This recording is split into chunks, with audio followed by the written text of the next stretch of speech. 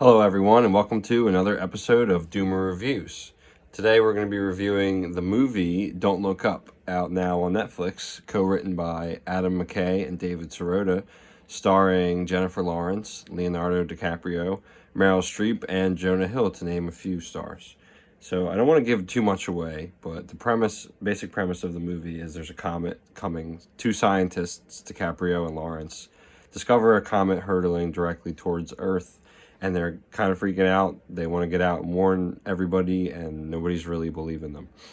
So I was fortunate enough to hear, when I was driving in the car, an NPR interview with Adam McKay about a week before the movie came out, and he was talking about why he made the movie and what his premise was for his ideas for making it. So I'm going to read off a few quotes from him. He said, "The comet mirrors how I've been feeling about the climate crisis for the last 15 years. And referencing how much time we have to fix things, he said, it used to be 100 years from now. Now we're hearing 80, 50, now 10 years. The greatest threat to life in human history is before us."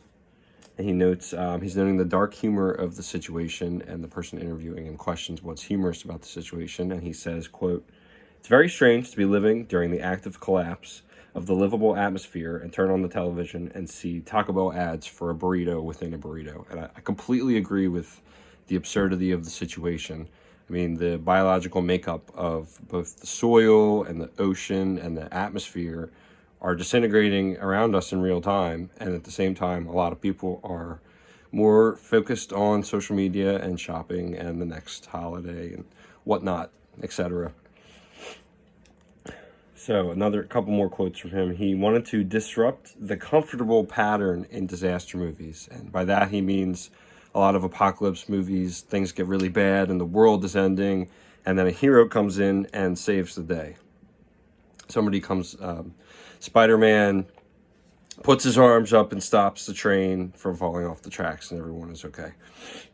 Excuse me. But he wanted to disrupt that, and without giving too much away, he doesn't really agree with that line of that trajectory for the movie. The main takeaway from the movie for McKay is to make the climate crisis the number one priority. He said it's a looming shadow over all issues. He said as bad as the pandemic is, it's a billion times worse. And I do agree with that it's worse than every pandemic we've had or will have in the very small future time remaining. So I want to give my thoughts on the movie. Again, without spoiling too much, I think you should check it out and comment and let me know your thoughts, doomers or otherwise, what you thought about it. But there's a character in the movie that is very techno-savvy and wants to use the newest technological advances to fix everything. And I thought that was a great allusion to a lot of the billionaires, Bezos, Musk, all those people thinking that they're going to go to Mars or they're going to do something that hasn't been invented yet and keep stalling for time to get us out of things. And I thought that was an interesting allusion. For me, the comet is a really good metaphor for the ice-free Arctic and the methane that's going to come out of the Arctic when there's no ice in the summer, which could be as early as 2022, next year, or 2023, or maybe by some miracle we have it prolonged until 2024, but that's very unlikely. And once that happens and the methane circulates the globe, there won't be habitat for a lot of species that us humans rely on to survive, which means there won't be habitat for us humans, ergo humans go away. Okay, I'm glad we're all on the same page about that before I go any farther. So I wanted to give this movie 4 out of 5 skulls, and I'll tell you why.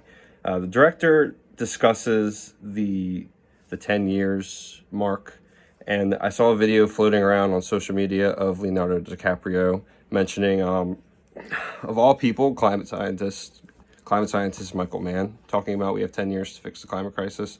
Adam McKay mentions that, and I think the movie implies that the comet is going to hit if we don't take drastic action on climate change now, if we don't implement all of these policies immediately to turn the situation around. And the comet is going to hit either way, whether we drastically change legislation, turn every car and factory off right now, whether we do any of those things, you cannot turn the 18-wheeler around that is careening down an icy slope with the brakes off.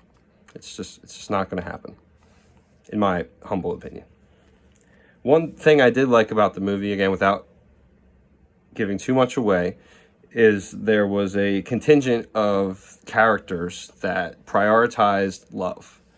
And I think that falls a lot in line with the term coined by Professor Guy McPherson and his partner Pauline Schneider, planetary hospice.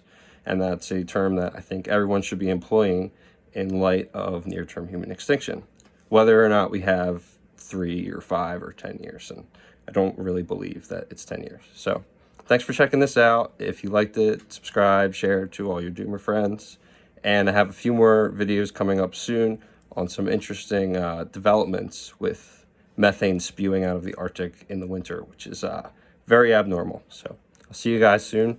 And gals, have a great day, everybody.